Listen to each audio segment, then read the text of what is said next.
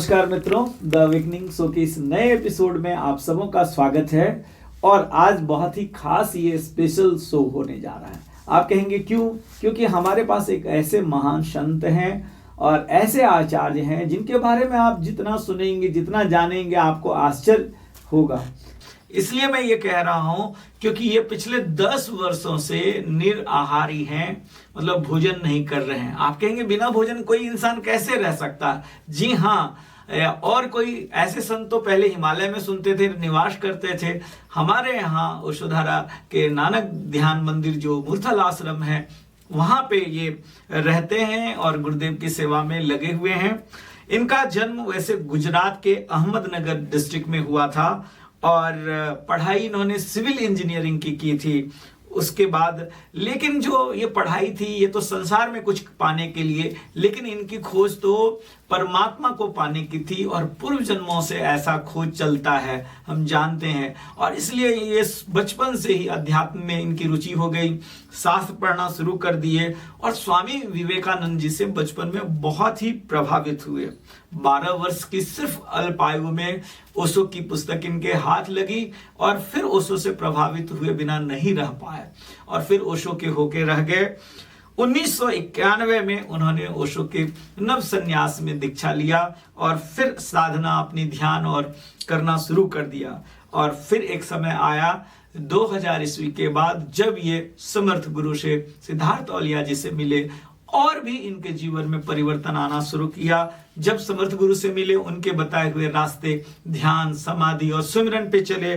फिर 27 फरवरी 2004 को वो दिन आया जब संबोधि को प्राप्त हुए, जिसकी जन्मों जन्म से लोगों को प्यास होती है।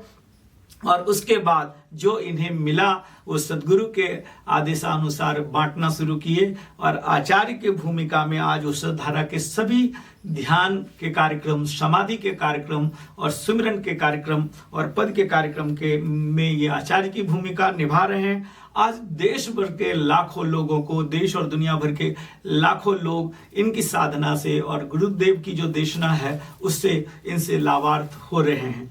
मैं पिछले एक चीज और बताना चाहूंगा कि 2 साल पहले भी आचार्य जी को रिक्वेस्ट किया था, लेकिन ये हमेशा मौन में रहते हैं, सिर्फ गुरुदेव के आदेश पे ही सिर्फ सेशन ओशोधारा का लेते हैं। तो इन्होंने फिर उस समय में कहा कि फिर समय वो आएगा और आज गुरुदेव के आशीर्वाद से वो शुभ घड़ी आ गया है। क्योंकि मैं चाहता था कि आचार्य चेतन जी एक ऐसे महापुरुष जो लोग यकीन नहीं करते हैं, तो इनकी बात, इनकी देशना और इनकी साधना इन्होंने कैसे किया ये आप तक पहुंचे। तो बहुत बहुत स्वागत है, बहुत बहुत धन्यवाद आचार्य दे दिया, बहुत बहुत धन्यवाद मैं गुरुदेव को भी कहना चाहूँगा इसके लिए। मैं आपसे ये पूछना चाहूँगा, जब बचपन में बच्चों की खेलने कूदने के दिन होते हैं, पढ़ाई करने के, डॉक्टर इंजीनियर बनने के, आप भी शुरू में इंजीनियरिंग की पढ़ाई की, उस समय छात्र जीवन में ही आपको अध्यात्म की रुचि कैसे पैदा हुई?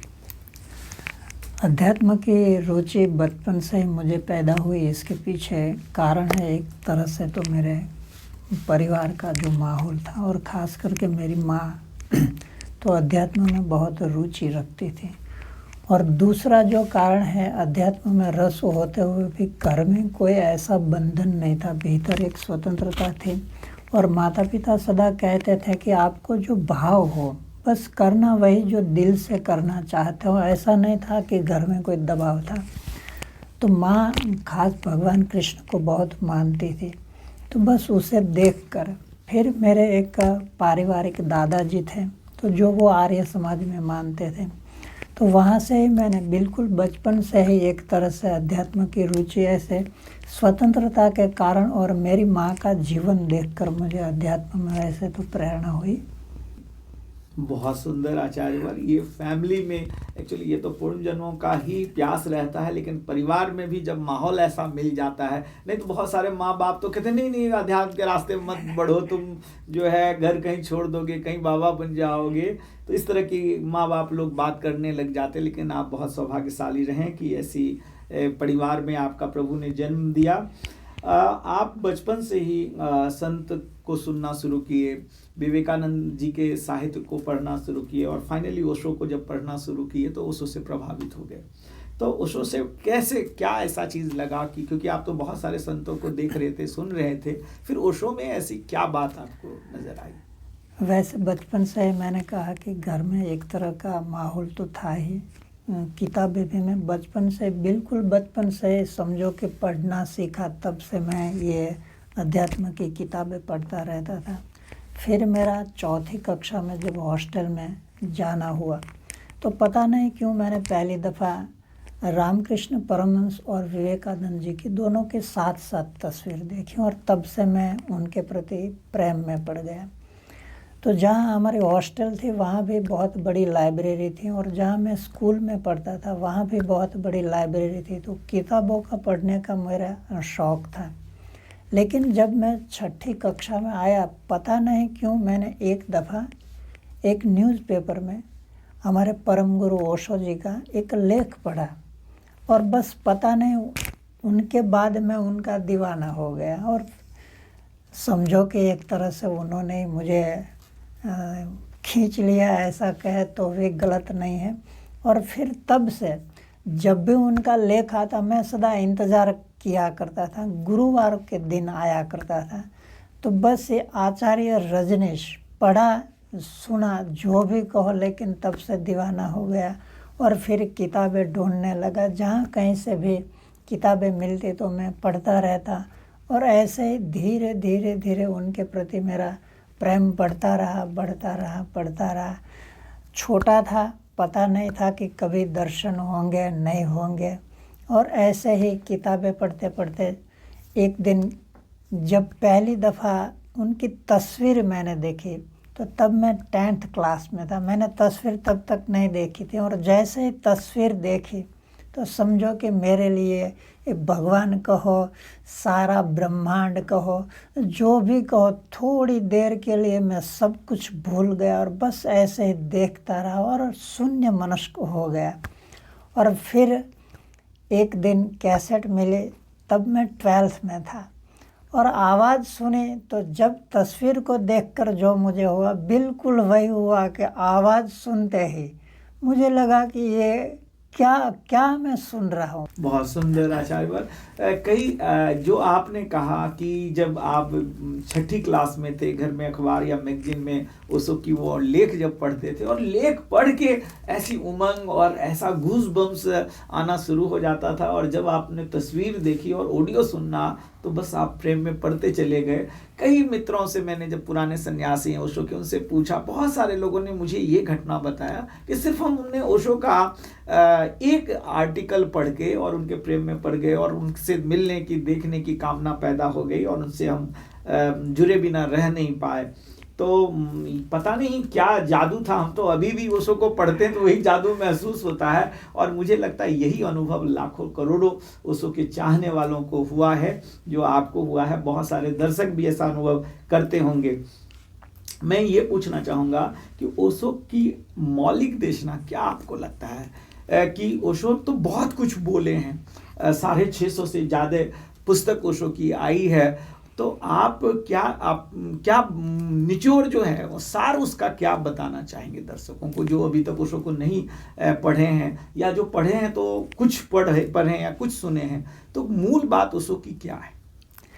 मेरे ख्याल से, या तो मैं मेरी समझ के मुताबिक कहूँ तो ओशो की जो मूलभूत देशना है, एक तरह से कहो तो हर संत जन यही कहते हैं कि ये जो धरती है, ये पूरी धरती एक परिवार बने, सब प्रेम पूर्ण जिए और उत्सव के साथ जब जिए, सब जिए। तो मेरा ख्याल है कि एक परिवार प्रेम पूर्ण उत्सव पूर्ण बने, ये पूरी धरती, ऐसा मेरे ख्याल से ओशो का ऐसा कहना, या तो उनका ऐसा निर्देश है, या तो ये चाहते हैं, या तो उनकी मूलभूत देशना है, ऐसा कह सकते हैं। बहुत सुंदर आपने कहा कि ये हमारी संस्कृति रही है वसुदेव कुटुंबकम की, और ओशो भी यही बात कहते हैं कि सभी जो लोग द्वेष में हैं और जो बाउंड्री बनाते हैं किसी भी चीज़ की, और प्रेम से उस बाउंड्री को हम गिरा सकते हैं, और ये ओशो की मूल बात है। मैं ये आपसे पूछना चाहूँगा कि समर्थ गुरु सिद्धार्थ औलिया जी ओशो से कई चीज़ों में अलग बात करते हैं, जैसे कि वो देवी देवताओं को मानते हैं, उनके सत्ता को मानते हैं। कई बार ओशो ने पूजा पाठ के ने कहा कि वहीं मत अटको। तो और अपने आप को समर्थ गुरु जी उनके उत्तराधिकारी या जीवित सदगुरु उनके एक्सटेंशन के रूप में कार्य कर रहे हैं। तो ओशो से अलग बात भी कर रहे हैं और उनकी उत्तराधिकारी के रूप में भी अपने आप को कह रहे हैं। इस पे आपका क्या विचार है? मेरा जहाँ तक अनुभव है तो मेरे ख्याल से परम गुरु की जो बात है, परम गुरु ओशो जी की जो बात है, उनकी बातों से हमारे समर्थ गुरु की बात बिल्कुल अलग नहीं है। या तो समय का तकाजा होता है किस बात को कैसे कहें, लेकिन जब हमारे भीतर समझ पैदा हो जाती है तो उसमें कोई विरोधाभास हमें नज़र में नहीं आता। समझो कि हमारे परम गुरु ने कहीं पर भी देवी देवताओं का विरोध नहीं किया है। हाँ, लेकिन हम देवी देवताओं पर अटक जाते हैं, तो विरोध किया है अटकाव का। समझो कि मूर्ति पूजा की बात तो हमारे परम गुरु ने कहीं पर भी इसका विरोध नहीं किया है, लेकिन कहा है कि मूर्ति पूजा पर अटक मत जाओ। क्यों? क्योंकि जानना जो हमें है हमारा भीतर का जो सत्य है, या तो हमारा शाश्वत जो स्वरूप है, तो हमारे परम गुरु ने वही बात की। तो मूर्ति भी एक पड़ाव है, देवी देवता भी सहयोगी है। और हमारे परम गुरु ने यह कहा भी है, जब तीर्थों के ऊपर बोले हैं, देवी देवताओं के ऊपर भी बोले हैं। लेकिन हमारा खास करके हम मनुष्य के संदर्भ में सोचें तो जहाँ कहीं हमें लाभ मिलता है, या तो एक तरह से समझो कि मन जहाँ पसंद करता है वहाँ हम अटक जाते हैं, तो मन को जहाँ मज़ा आता है वहाँ अटक जाते हैं। लेकिन भीतर की जो बात है, या तो कहो ध्यान की बात है, तो ध्यान की बात ही हमारे परम गुरु ने मूल बात कही, फिर समाधि की बात कही, संबोधि की बात कही, और फिर संबोधि के पार की बात भी कही। तो वही बात हमारे समर्थ गुरु कर रहे हैं। तो हमारे परम गुरु ने ध्यान तक की बातें की। या तो कहो कि पहले प्रारंभ में जब वो 10 दिन की शिविर करवाते थे, तो एक तरह से समझो कि समाधि का प्रयोग करवा रहे थे, लेकिन लोगों की समझ में नहीं आया, या तो इतनी रुचि नहीं हुई, या तो ऐसा कहो कि समझ में ही नहीं आया। तब हमारे परम गुरु ने कहा कि आप जो करवाना चाहते हैं अब मैं वही करवाऊंगा। और फिर उन्होंने ध्यान की कुछ विधियाँ दी, लेकिन फिर भी कहा कि ये ध्यान नहीं है, ध्यान तो इसके बाद है। तो इसके बाद की जो बात थी, वहाँ से हमारे समर्थ गुरु ने बात का प्रारंभ किया। जिस बात की ओर हमारे परम गुरु इशारा कर रहे थे, तो वास्तविक ध्यान क्या है, तो वो हमारे समर्थ गुरु ने कहा। फिर समाधि क्या है, तो वो भी हमारे समर्थ गुरु ने समाधि की बात की। संबोधि क्या है, तो कई साधक हमारे उनके अनुभव में से भी गुजरे, और समाधि के पार की बात। तो जिस बात की ओर हमारे परम गुरु इशारा कर रहे थे, वही बात हमारे अनुभव में हमारे समर्थ गुरु लाए। तो हमारे परम गुरु से हमारे समर्थ गुरु की कोई बात अलग नहीं है, या तो कहूँ उनके साथ जुड़ी हुई है, या तो एक धारा प्रवाह में आगे की बात कर रहे हैं। बहुत सुंदर आपने कहा कि वो हैं, और परम गुरु ओशो भी कोई मूर्ति पूजा का विरोध नहीं किया, बोले कि वहाँ अटकना नहीं है, वहीं रुक मत जाना है, उसके आगे ध्यान और समाधि की। और समाधि की बहुत चर्चा ओशो ने की थी, उस तरफ इशारा किया था। जो उन्होंने इशारा किया वो, क्योंकि उनको समय भी थोड़ा कम मुझे लगता है, सिर्फ 59 ईयर्स उनको मिला, और उसमें से तो कई साल वो बोले ही नहीं। अमेरिका में 3 साल तो मौन ही रहे, मैं अपने दर्शकों को बताना चाहूँगा। तो उसके उन्होंने जिस तरफ इशारा किया वो सारा प्रयोग आज हमारे समर्थ गुरु करवा रहे हैं। बहुत सुंदर आचार्यवर। एक और जो प्रश्न है जो बहुत सारे हमारे दर्शकों के मन में उठ रहा है, और सुनते हैं तो लोग आश्चर्य से भर जाते हैं कि क्या संभव है कि बिना कोई इंसान खाए, बिना भोजन लिए पिछले 10 वर्षों से, ये 7वां अजूबा से कम नहीं है, आप 10 वर्ष से बिना कुछ खाए हैं, और कैसे रहते हैं, कैसे आप एनर्जी कैसे लेते हैं? एक तरह से समझो कि परमात्मा की मेहरबानी है, या तो अस्तित्व में ऐसे बहुत कुछ घटित होता है कि सीधा भोजन की ज़रूरत नहीं है। तो समझो कि वृक्ष है, वो सीधा भोजन ऐसे नहीं लेते, लेकिन वृक्ष भोजन बनाते हैं सूर्य की एनर्जी से। तो ऐसी कई घटनाएं, और हम भी ऐसे जी सकते हैं। संभव तो ये मैं आपके सामने हूँ, संभव तो है ही। अब बिना भोजन के बिल्कुल, कभी पानी लेता हूँ या तो कभी कभार चाय ले लेता हूँ, लेकिन मैंने 10 साल से भोजन नहीं लिया। लेकिन संभव है क्योंकि मेरा खुद का अनुभव है।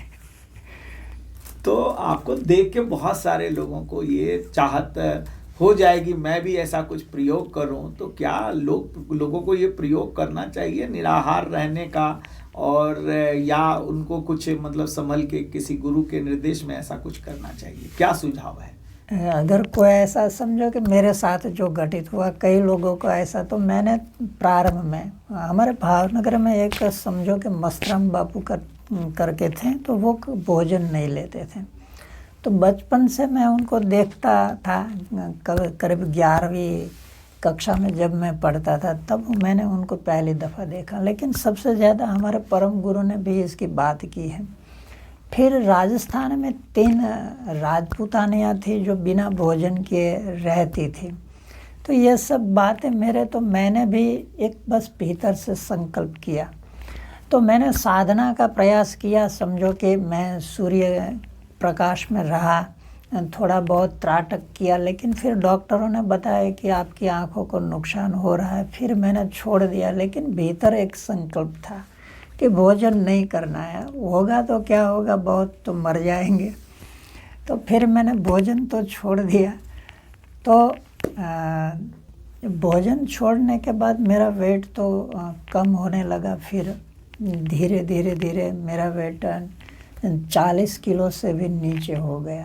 जबकि पहले उस वक्त मेरा, जब भोजन मैंने छोड़ा तो मेरा 64 वेट था, और बिल्कुल शरीर में कोई शक्ति भी नहीं रही थी। लेकिन नहीं, मुझे पता नहीं है फिर क्या हुआ। और एक दिन ऐसे ही कि एकदम मुझे बिल्कुल एहसास हुआ कि जैसे मूलाधार से कोई शक्ति उठी और तुरंत मैं एकदम ताजगी से भर गया। तो मेरी ओर से यहाँ मैं कहता हूँ कि गुरुदेव की कृपा है। एक तरह से साधना तो मैंने ऐसी तो कुछ की नहीं, जो की थी वो भी मैंने छोड़ दी, क्योंकि मुझे नुकसान हो रहा था। मेरी स्किन भी ब्लैक हो गई थी। तो इसका परिणाम मुझे नहीं लगता, लेकिन सद्गुरु की बस कृपा, क्योंकि मुझे एक भरोसा था कि चाहे कुछ भी हो जाए, मेरे गुरु की कृपा मुझ पर बनी ही रहेगी। लेकिन निश्चित रूप से अगर कोई ऐसा मार्गदर्शक मिल जाए तो करने में तो कोई हर्जा नहीं है। लेकिन मेरी ओर से एक बात है कि कई लोग ऐसा समझते हैं कि ये कोई सिद्धि है। तो सिद्धि के पीछे दौड़ने की बजाय सबसे मेरा एक निवेदन या तो प्रार्थना है कि समर्थ गुरु के चरणों में बैठकर स्वयं का जो स्वरूप है बस वो जान लेना चाहिए कि हम हैं कौन। बहुत सुंदर आचार्यवर आपने कहा कि सिद्धि के पीछे नहीं भागना है। ये तो प्रसाद स्वरूप परमात्मा हमें देते हैं जब आप साधना के पथ पे आगे बढ़ते हैं, जब गुरु कृपा होती है, जब समर्थ गुरु कृपा होती है। और बहुत सुंदर चीज़ आपने कहा कि आपने बचपन में प्रभावित हो गए ऐसे कुछ संतों से, और आपने वो संकल्पना किया और एक संकल्प लिया कि अब जैसे गौतम बुद्ध बैठ गए संकल्प के साथ, अब प्राण जाए तो जाए, हमें वो परम ज्ञान को उपलब्ध होना है। लेकिन मैं जो दर्शक हैं उनको ये कहूँगा कि सीधे ऐसे कठोर तप पे मत आप पढ़िए। उसके लिए आसान है, हमारे ओशोधारा में आइए। आचार्यवर खुद आपको जो है साधना के पथ पे अग्रसर करेंगे। समर्थ गुरु ने इतना सहज साधना की विधि ओशोधारा में ध्यान समाधि से स्टार्ट किया है। जिस तरह की नर्सरी में आप पढ़ाई शुरू करते हैं और पीएचडी तक की पढ़ाई होती है, साक्षात आचार्य चेतन जी उसके उदाहरण हैं। तो एक चीज़ और मैं पूछना चाहूँगा आचार्यवर कि ओशोधारा में बहुत सारे कार्यक्रम हैं। कई मित्र कहते हैं कि आपके यहाँ 14 समाधि, 14 सुमिरन के कार्यक्रम, 28 लेवल का कार्यक्रम है, कई सारे प्रज्ञा के कार्यक्रम है, 40 प्रज्ञा कार्यक्रम है। कहीं ये गोल गोल घुमाने का चक्कर तो नहीं आप लोग बना के रखें? नहीं, ये भी लोगों की एक तरह से मान्यता है। समझो कि हम पहली कक्षा में पढ़ते हैं, तो पहली कक्षा के लेकर हम जब ग्रेजुएट होते हैं तो करीब समझो कि 14, 15, 16 साल हम बिताते हैं पढ़ने में, 20 साल भी लगते हैं। तो सवाल कार्यक्रम का नहीं है। यहाँ हमारे सद्गुरु जो हमें दे रहे हैं तो क्रमिक रूप से दे रहे हैं। समझो कि ध्यान समाधि हम करते हैं तब हम ओमकार को जानते हैं। तो यहाँ आकर वास्तव में तो पता चलता है कि ओमकार के बिना कोई साधना ही नहीं है, लेकिन जान लिया तो फिर क्या है। नहीं, जानने के बाद उसके प्रेम की बात है। तो ओमकार के प्रेम में कैसे पढ़ना है, फिर अलग अलग आयाम में। तो एक साथ सब कुछ दे देने से हजम नहीं होता है। या तो समझो कि एक साथ साधना दे दी तो हम कर नहीं पाएंगे। तो ये भी हमारे समर्थ गुरु की करुणा है कि क्रमिक रूप से धीरे धीरे हमें चलाते हैं। और अगर हमें वास्तव में अध्यात्म में रुचि है और जो संत जन कह रहे हैं या तो संत जनों का जीवन हम देखते हैं, ऐसा ही जीवन अगर हमें करना है तो निश्चित रूप से हमारे समर्थ गुरु ने जो कार्यक्रम दिए हैं या तो यहाँ हमें जो करवा रहे हैं वो करना अति आवश्यक है। मैं इसे आवश्यक मानता हूँ उस अनुभूति से गुजरने के लिए। और इसे कार्यक्रम ऐसे कार्यक्रम के रूप में ना देखें, लेकिन क्रमिक साधना के रूप में देखें। तो मेरा ये मानना है। बहुत सुंदर आपने कहा कि इतने कार्यक्रम में मत सोचिए, आप ये सोचिए कि आपके लिए अभी कौन सी। मान लीजिए आप स्टार्ट करते हैं नर्सरी से, आप ध्यान समाधि से, तो ध्यान समाधि आपके लिए जरूरी है। और धीरे धीरे यदि एक बार में समर्थ गुरु सब कुछ दे भी देंगे तो जैसा कि आचार्य जी ने कहा, इतना कुछ हमारे पास मान लीजिए यदि 10,000 वोल्ट की इलेक्ट्रिसिटी सप्लाई हो तो हम शायद उसे सहन ना कर पाएं। तो गुरुदेव ने इस वजह से बीच में समझिए ट्रांसफार्मर लगा दिया और धीरे धीरे उसकी सप्लाई होती है। धीरे धीरे इस क्रम में हम आगे बढ़ते हैं।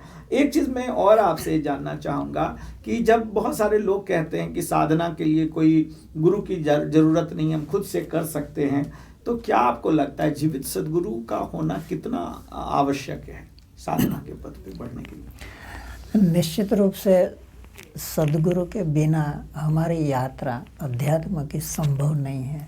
लेकिन जब हम अध्यात्म की बात करते हैं तब सदगुरु ऐसा शब्द का प्रयोग करते हैं। लेकिन मेरा जहाँ तक अनुभव है या तो सारी दुनिया का जहाँ तक अनुभव है, कोई भी चीज़ अगर सीखनी हो तो सिखाने वाला चाहिए।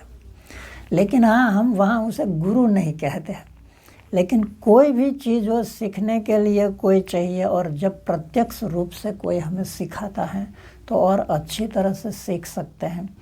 तो मेरा तो अनुभव है कि पढ़ लिख कर इतना समझ में नहीं आता जितना हम प्रत्यक्ष सदगुरु के चरणों में जाकर सीखते हैं।